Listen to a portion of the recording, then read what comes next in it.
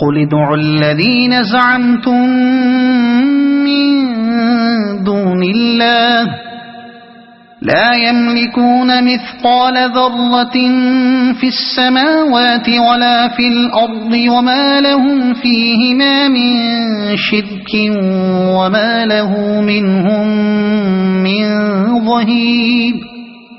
اے نبی ان مشرکین سے کہو کہ پکار دیکھو اپنے ان معبودوں کو جنہیں تم اللہ کے سوا اپنا معبود سمجھے بیٹھے ہو۔ وہ نہ آسمانوں میں کسی ذرہ برابر چیز کے مالک ہیں نہ زمین میں، وہ آسمان و زمین کی ملکیت میں شریک بھی نہیں ہیں، ان میں سے کوئی اللہ کا مددگار بھی نہیں ہے۔ اے نبی، پچھلے 2 رکوعوں میں آخرت کے متعلق مشرکین کے غلط تصورات پر کلام فرمایا گیا تھا۔ اب تقریر کا رخ تردید شرک کے مضمون کی طرف پھر رہا ہے۔ اپنا معبود سمجھے بیٹھے ہو، یعنی اللہ تو یوں اشخاص اور اقوام اور سلطنتوں کی قسمتیں بناتا اور بگاڑتا ہے، جیسا کہ ابھی تم داؤد و سلیمان علیہ السلام اور قوم سبا کے ذکر میں سن چکے ہو۔ اب ذرا اپنے ان بناوٹی معبودوں کو پکار کر دیکھ لو، کیا ان میں بھی یہ طاقت ہے کہ کسی کے اقبال کو ادبار سے یا ادبار کو اقبال سے بدل سکیں؟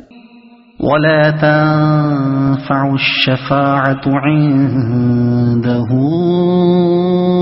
إلا لمن أذن له حتى إذا فزع عن قلوبهم قالوا ماذا قال ربكم قالوا الحق وهو العلي الكبير۔ اور اللہ کے حضور کوئی شفاعت بھی کسی کے لیے نافع نہیں ہو سکتی بجز اس شخص کے جس کے لیے اللہ نے سفارش کی اجازت دی ہو، حتیٰ کہ جب لوگوں کے دلوں سے گھبراہٹ دور ہوگی تو وہ سفارش کرنے والوں سے پوچھیں گے کہ تمہارے رب نے کیا جواب دیا، وہ کہیں گے کہ ٹھیک جواب ملا ہے اور وہ بزرگ و برتر ہے۔ سفارش کی اجازت دی ہو، یعنی کسی کا خود مالک ہونا یا ملکیت میں شریک ہونا یا مددگار خدا ہونا تو درکنار، ساری کائنات میں کوئی ایسی ہستی تک نہیں پائی جاتی جو اللہ تعالیٰ کے حضور کسی کے حق میں بطور خود سفارش کر سکے۔ تم لوگ اس غلط فہمی میں پڑے ہوئے ہو کہ کچھ خدا کے پیارے ایسے ہیں یا خدا کی خدائی میں کچھ بندے ایسے زوراور ہیں کہ وہ اڑ بیٹھے تو خدا کو ان کی سفارش ماننی ہی پڑے گی، حالانکہ وہاں حال یہ ہے کہ اجازت لیے بغیر کوئی زبان کھولنے کی جرت نہیں کر سکتا۔ جس کو اجازت ملے گی صرف وہی کچھ عرض کر سکے گا، اور جس کے حق میں سفارش کرنے کی اجازت ملے گی اسی کے حق میں عرض معروض کی جا سکے گی۔ وہ بزرگ و برتر ہے۔ یہاں اس وقت کا نقشہ کھینچا گیا ہے جب قیامت کے روز کوئی سفارش کرنے والا کسی کے حق میں سفارش کی اجازت طلب کرے گا۔ اس نقشے میں یہ کیفیت ہمارے سامنے آتی ہے کہ طلب اجازت کی درخواست بھیجنے کے بعد شافع اور مشفوع دونوں نہایت بے چینی کے عالم میں ڈرتے اور کانپتے ہوئے جواب کے منتظر کھڑے ہیں۔ آخر کار جب اوپر سے اجازت آ جاتی ہے اور شافع کے چہرے سے مشفوع بھانپ جاتا ہے کہ معاملہ کچھ اطمینان بخش ہے تو اس کی جان میں جان آتی ہے، اور وہ آگے بڑھ کر شافع سے پوچھتا ہے کیا جواب آیا۔ شافع جواب دیتا ہے کہ ٹھیک ہے، اجازت مل گئی ہے۔ اس بیان سے جو بات ذہن نشین کرنی مقصود ہے وہ یہ ہے کہ نادانو، جس بڑے دربار کی شان یہ ہے اس کے متعلق تم کس خیال خام میں پڑے ہوئے ہو کہ وہاں کوئی اپنے زور سے تم کو بخشوا لے گا، یا کسی کی یہ مجال ہوگی کہ وہاں مچل کر بیٹھ جائے اور اللہ سے کہے کہ یہ تو میرے متوسل ہیں، انہیں تو بخشنا ہی پڑے گا۔ قل من يرزقكم من السماوات والأرض قل الله وإنا أو إياكم لعلى هدى أو في ضلال مبين۔ اے نبی ان سے پوچھو کون تم کو آسمانوں اور زمین سے رزق دیتا ہے، کہو اللہ، اب لا محالہ ہم میں اور تم میں سے کوئی ایک ہی ہدایت پر ہے یا کھلی گمراہی میں پڑا ہوا ہے، کہو اللہ۔ سوال اور جواب کے درمیان ایک لطیف خلا ہے۔ مخاطب مشرکین تھے جو صرف یہی نہیں کہ اللہ کی ہستی کے منکر نہ تھے بلکہ یہ بھی جانتے اور مانتے تھے کہ رزق کی کنجیاں اسی کے ہاتھ میں ہیں، مگر اس کے باوجود وہ دوسروں کو خدائی میں شریک ٹھہراتے تھے۔ اب جو ان کے سامنے یہ سوال پیش کیا گیا کہ بتاؤ کون تمہیں آسمان و زمین سے رزق دیتا ہے تو وہ مشکل میں پڑ گئے۔ اللہ کے سوا کسی اور کا نام لیتے ہیں تو خود اپنے اور اپنی قوم کے عقیدے کے خلاف بات کہتے ہیں۔ ہٹ دھرمی کی بنا پر ایسی بات کہہ بھی دیں تو ڈرتے ہیں کہ خود اپنی قوم کے لوگ ہی اس کی تردید کے لیے اٹھ کھڑے ہوں گے، اور اگر تسلیم کر لیتے ہیں کہ اللہ ہی رزق دینے والا ہے تو فوراً دوسرا سوال یہ سامنے آ جاتا ہے کہ پھر یہ دوسرے کس مرض کی دوا ہیں جنہیں تم نے خدا بنا رکھا ہے؟ رزق تو دے اللہ اور پوجے جائیں یہ، آخر تمہاری عقل کہاں ماری گئی ہے کہ اتنی بات بھی نہیں سمجھتے؟ اس دوگنا مشکل میں پڑھ کر وہ دم بخود رہ جاتے ہیں، نہ یہ کہتے ہیں کہ اللہ ہی رزق دینے والا ہے، نہ یہ کہتے ہیں کہ کوئی دوسرا معبود رازق ہے۔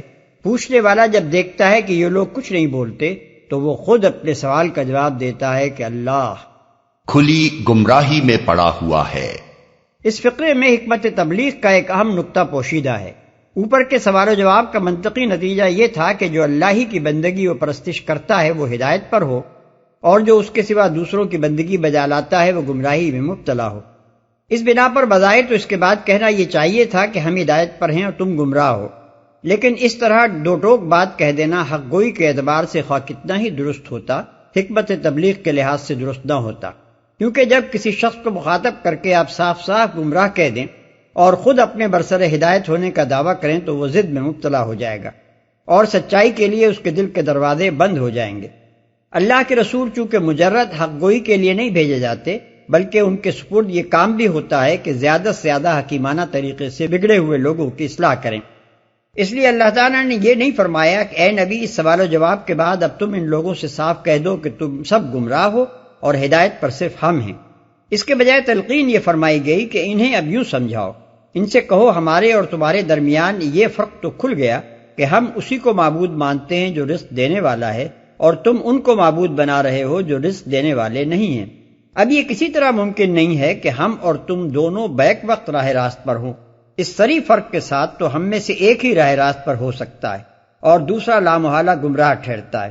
اس کے بعد یہ سوچنا تمہارا اپنا کام ہے کہ دلیل کس کے برسر ہدایت ہونے کا فیصلہ کر رہی ہے اور کون اس کی روح سے گمراہ ہے۔ قل لا تسألون عما أجرمنا ولا نسأل عما تعملون۔ ان سے کہو جو قصور ہم نے کیا ہو اس کی کوئی باز پرس تم سے نہ ہوگی، اور جو کچھ تم کر رہے ہو اس کی کوئی جواب طلبی ہم سے نہیں کی جائے گی۔ اوپر کی بات سامعین کو پہلے ہی سوچنے پر مجبور کر چکی تھی۔ اس پر مزید ایک فقرہ یہ فرما دیا گیا تاکہ وہ اور زیادہ تفکر سے کام لیں۔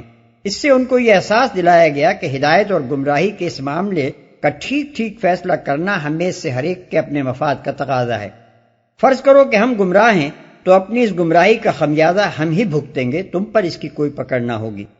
اس لیے یہ ہمارے اپنے مفاد کا تقاضا ہے کہ کوئی عقیدہ اختیار کرنے سے پہلے خوب سوچ لیں کہ کہیں ہم غلط راہ پر تو نہیں جا رہے ہیں۔ اسی طرح تم کو بھی ہماری کسی غرض کے لیے نہیں بلکہ خود اپنی ہی خیرخواہی کی خاطر ایک عقیدے پر جمنے سے پہلے اچھی طرح سوچ لینا چاہیے کہ کہیں تم کسی باطل نظریے پر تو اپنی زندگی کی ساری پونجی نہیں لگا رہے ہو۔ اس معاملے میں اگر تم نے ٹھوکر کھائی تو تمہارا اپنا ہی نقصان ہوگا، ہمارا کچھ نہ بگڑے گا۔ قل يجمع بيننا ربنا ثم يفتح بيننا بالحق وهو الفتاح العليم۔ کہو ہمارا رب ہم کو جمع کرے گا، پھر ہمارے درمیان ٹھیک ٹھیک فیصلہ کر دے گا، وہ ایسا زبردست حاکم ہے جو سب کچھ جانتا ہے۔ یہ اس معاملے پر غور کرنے کے لیے آخری اور سب سے بڑا محرک ہے جس کی طرف سامعین کی توجہ دلائی گئی ہے۔ یہ بات اسی حد پر ختم نہیں ہو جاتی کہ اس زندگی میں ہمارے اور تمہارے درمیان حق و باطل کا اختلاف ہے، اور ہم میں سے کوئی ایک ہی حق پر ہے، بلکہ اس کے آگے حقیقت نفس الامری یہ بھی ہے کہ ہمیں اور تمہیں دونوں ہی کو اپنے رب کے سامنے حاضر ہونا ہے، اور رب وہ ہے جو حقیقت کو بھی جانتا ہے اور ہم دونوں گروہوں کے حالات سے بھی پوری طرح باخبر ہے۔ وہاں جا کر نہ صرف اس امر کا فیصلہ ہوگا کہ ہم میں اور تم میں سے کون حق پر تھا اور باطل پر کون، بلکہ اس مقدمے کا فیصلہ بھی ہو جائے گا کہ ہم نے تم پر حق واضح کرنے کے لیے کیا کچھ کیا اور تم نے باطل پرستی کی ضد میں آ کر ہماری مخالفت کس کس طرح کی۔ قل ارونی الذین الحقتم به شرکاء کلا بل هو اللہ العزیز الحکیم۔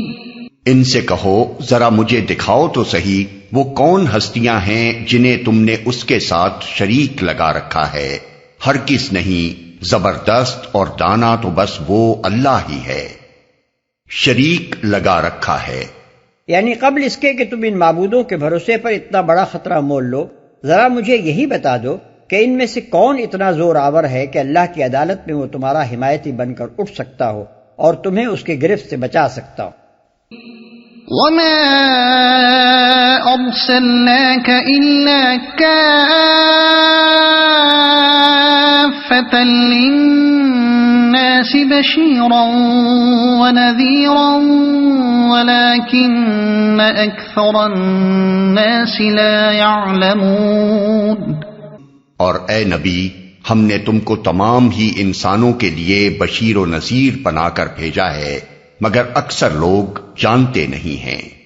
یعنی تم صرف اسی شہر یا اسی ملک یا اسی زمانے کے لوگوں کے لیے نہیں، بلکہ تمام دنیا کے انسانوں کے لیے اور ہمیشہ کے لیے نبی بنا کر بھیجے گئے ہو، مگر یہ تمہارے ہم عصر اہل وطن تمہاری قدر و منزلت کو نہیں سمجھتے، اور ان کو احساس نہیں ہے کہ کیسی عظیم ہستی کی بعثت سے ان کو نوازا گیا۔ یہ بات کہ نبی صلی اللہ علیہ وسلم صرف اپنے ملک یا اپنے زمانے کے لیے نہیں بلکہ قیامت تک پوری نوع بشری کے لیے مبعوث فرمائے گئے ہیں، قرآن مجید میں متعدد مقامات پر بیان کی گئی ہے۔